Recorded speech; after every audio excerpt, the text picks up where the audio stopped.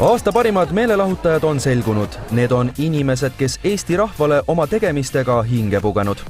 Mis tunne aga on Eesti parimal meelelahutajal Kristjan Jõekaldal Eestis elada? Kas teda ajab ka vahel närvi, et kõik teda tunnevad ja teavad? Ma ei tea, kuidas raadio ja muude inimestega on, aga teleinimesed, need, kes ütlevad, et tegelikult ma teen seda kõiki, seda kõiki missioonitundest ja sellest, et mulle lihtsalt väga meeldib telet teha, siis tegelikult on see kõik pufljoo. Me oleme väga edevad inimesed. Ja isegi see, kui keegi teeb sellest pilti, kui sa oled kuskil käppubli maas, kuskil rentslis, siis any publicity, good publicity ja midagi ei ole teha. No iga asi mõjub omamoodi.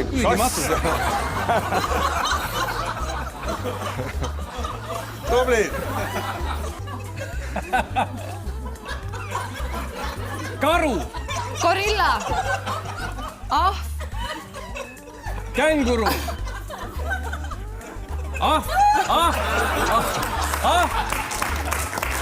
Eestis on tegelikult väga mõnus olla, just sellepärast, et ei ole sellist staari hullust või mingit sükust asja. Inimesed, sa oled tavaline inimene, inimesed saad sest aru, seisad samamoodi vorstisabas või kalasabas või praami järje juures, vahet ei ole, no see on üks meist, mis on siis.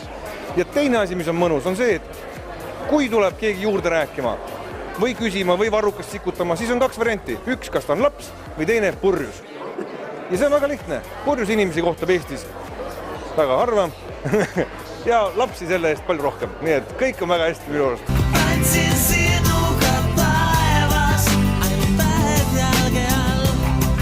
Lauljate ja muusikute jaoks on tuntuks olemine vaatajat isegi esmatähtis.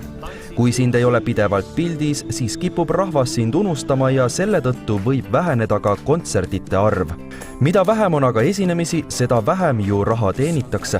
Mõnikord on see, et natukene nagu väsitab ära, aga siis ma tuletan endale kohe meelde, et täpselt nende järgijooksjate ja komistajate ja kõigi nende pärast ma olen täpselt seal, kus ma olen, nii et tegelikult on see väga okei ja see on vägagi tervitatav. Kui nüüd ühel päeval oleks niimoodi, et keegi enam mult midagi ei küsi ja keegi enam pilti ei taha teha, siis ma mõtleks, et kurat, kuidagi nagu hakkab maha käima vaikselt. Aga senikaua, kuni ikka mõni noor mees või noor neiu tuleb autogrammi küsima ja ma isegi ei tea, mis ma räägin praegu. Ma kuidagi jälle läksin nagu uitama. Läks pikaks jälle, jah.